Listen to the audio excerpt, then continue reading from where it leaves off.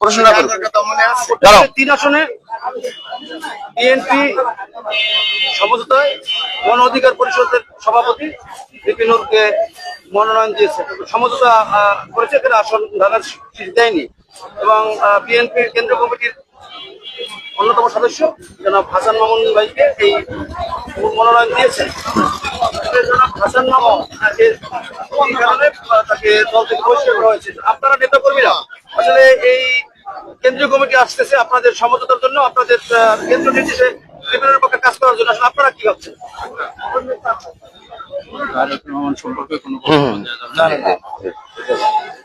বিসমিল্লাহির রহমানির রহিম। ধন্যবাদ মানব জমিন এবং প্রেস ক্লাবের যারা নেতৃবৃন্দ রয়েছেন, ধন্যবাদ। তো বিএনপি একটি সাংগঠনিক দল,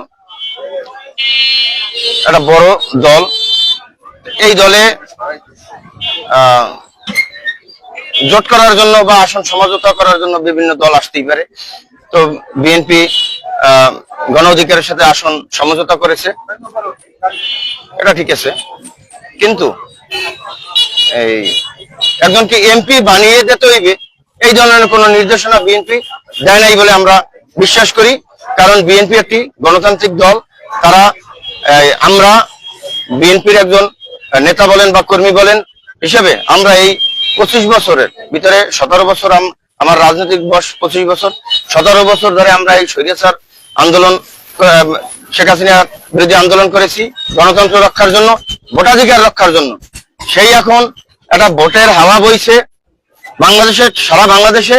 এই ভোটের হাওয়ায় গলাচিপা দশমিনায় জননেতা হাসান মামুন ভাই, তিনি বিগত আন্দোলন সংগ্রামে আমাদের গলাচিপা দশমিনা নেতাকর্মীদের পাশে তিনি ছিলেন, এখনো তিনি আছেন। বিএনপি নেতাকর্মীরাও এজন্য হাসান মামুন ভাইয়ের পাশে আছে। এখন কথা হলো 2018 সালে বাংলাদেশ জাতীয়তাবাদী দল বিএনপি গোলাম মোল্লা রনি সাহেবকে মনোনয়ন দিয়েছে।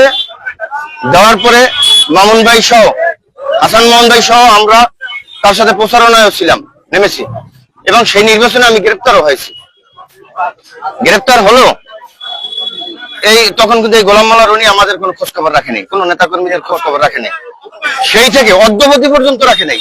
তিনি তো বিএনপিতে যোগ দিয়ে তিনি ধানের প্রতীক নিয়ে আসছে, তারপরে তিনি সেই খোঁজ খবর রাখে নাই। আর এখন যার সাথে আসন সমঝোতা হয়েছে সে তো আমাদের বিএনপিতে যোগ্য দেয় নাই, আর সে বিএনপিরও কিছু না, সে একটা বিএনপির একটি মিত্র সংগঠন, বিএনপির একটি, সে ধরে নিলাম সে মিত্র সংগঠন, কিন্তু সে বিএনপি করে না। এখন কথা হয়েছে এই জনপদে হাসান মামুন ভাই দীর্ঘ বছর ছিল, যার কারণে শুধু বিএনপির নেতাকর্মীরাই না, জনসাধারণই হাসান মামুন ভাইয়ের পক্ষে। আপনি দেখেন বিএনপির নেতাকর্মী কয় হাজার নেতাকর্মী আছে, তো হাজার হাজার জনসাধারণ মানুষ হাসান মামুন ভাইকে চায়। এমত অবস্থায় দল আবার সেই আপনাদের কালকে দেখেছি কেন্দ্রীয় সাংগঠনিক সম্পাদক শিরিন শারমিন আপা এসেছেন এবং বিলকিস শারমিন খান এসেছেন, এবং সে ঐক্যবদ্ধ হওয়ার জন্য চেয়ারম্যানের নির্দেশনাও দিয়েছেন। এবং এই কঠিন বাস্তবতা, এই কঠিন পরিস্থিতি আপনারা কিভাবে মানে এই নির্বাচনী বৈতরণী পার করবেন, জয়ের দিকে যাবেন? এত আগেই বলেছি, বিএনপি একটা বড় দল, বিএনপির সাথে বিভিন্ন দল এসে জোট করতে পারে, আসন সমঝোতা করতে পারে। এখন তিনি আমাদের চেয়ারম্যানের কাছে গেছে, যাই বলছে যে বিএনপি তারা সহযোগিতা করে না। চেয়ারম্যান এখানে টিম পাঠাইছে, টিম আসিয়া এখন বিএনপির সাথে মত বিনিময় সভা করবে আজকে। এখানে বিএনপি এবং অঙ্গ সংগঠনের অনেক নেতৃবৃন্দ আছে, এদের সাথে মত বিনিময় করবে যে কি করা যায়। সে কেন্দ্র থেকে আসছে, এটা একটা ফর্মালিটিস, এটা আমরা বুঝি। সে আসছে, সে বলবে, আমরাও শুনবো। আমাদের কাছে জানতে চাইলে আমরা এই যে এখন যেগুলো বলতেছি আমরা এগুলোই বলবো, তার সামনে এগুলো বলবো।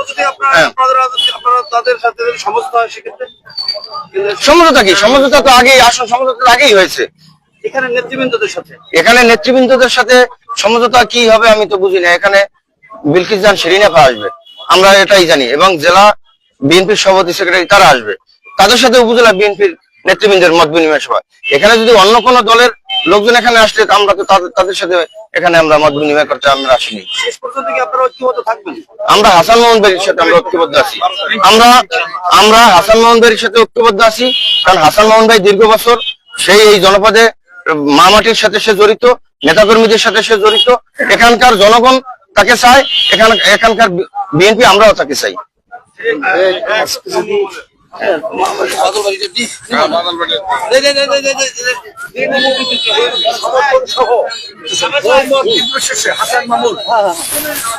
আগামী 13 জাতীয় সংসদ নির্বাচনে এবং 12 ফেব্রুয়ারি নির্বাচনে ইনশাল্লাহ হাসান মামুনকে বিপুল ভোটে ভোট দিয়ে ইনশাল্লাহ আগামী জাতীয় সংসদে পাঠাবে।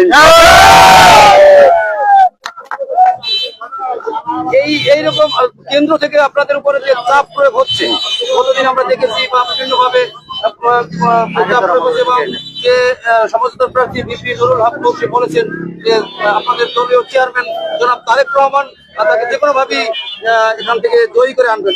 এই বিষয়টা আপনি কিভাবে? এটা ওনার মন গড়া ব্যক্তিগত কথা। আমাদের ভারপ্রাপ্ত চেয়ারম্যান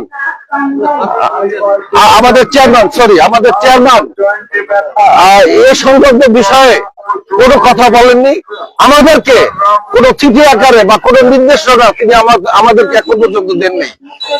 বরঞ্চ তিনি মন্তব্য করেছেন যে তৃণমূল পর্যায়ের নেতা কর্মীদেরকে আমরা কোনো চাপ প্রয়োগ করতে পারবো না।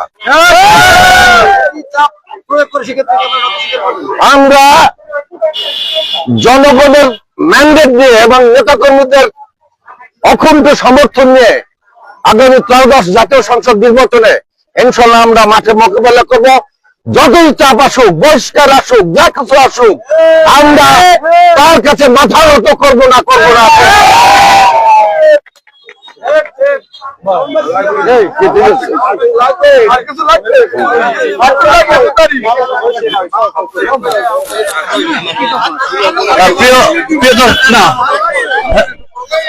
প্রিয় দর্শক, আমরা কৃষক দলের সভাপতির সাথে আমরা মতবিনিময় আমরা জানবো তার মতামত। বিসমিল্লাহির রহমানির রহিম। প্রিয় সাংবাদিক বিন্দু, আপনাদের কাছে ধন্যবাদ আমাদের মতামত নেওয়ার জন্য। আমরা বিগত দিনে হাসান মামুনের নেতৃত্বে 10 মিনিট রাজনীতি করেছি এবং তৃণমূল পর্যায়ে যে নেতৃত্ব সৃষ্টি হয়েছে, হাসান মামুনের নেতৃত্বে হয়েছে, তার ভালোবাসায় অকুণ্ঠ ভালোবাসা 21টা ইউনিয়নে যে সমাবেশগুলো হয়েছে সেখান থেকে সমর্থন নিয়ে নিচ্ছেন এবং সমর্থন দিয়ে দিচ্ছেন, প্রত্যেকটা ভোটাররা দিয়ে দিচ্ছেন। অতএব এই এর বিকল্প আমরা কোনো চিন্তা ভাবনা করতে পারি। 12 তারিখের আগ পর্যন্ত 12 তারিখ আমরা মাঠে দেখাই দিব ইনশাল্লাহ। প্রিয় দর্শক, আজকের এই 10 মিনিট বিএনপি কার্যালয়ের সামনে আজকের জেলা বিএনপির সভাপতি এবং সাধারণ সম্পাদক এসেছেন।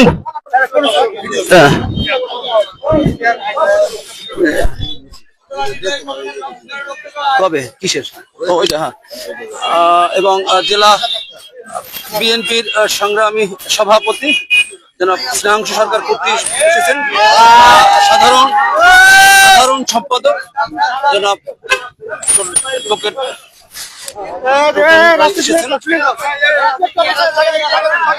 আজকের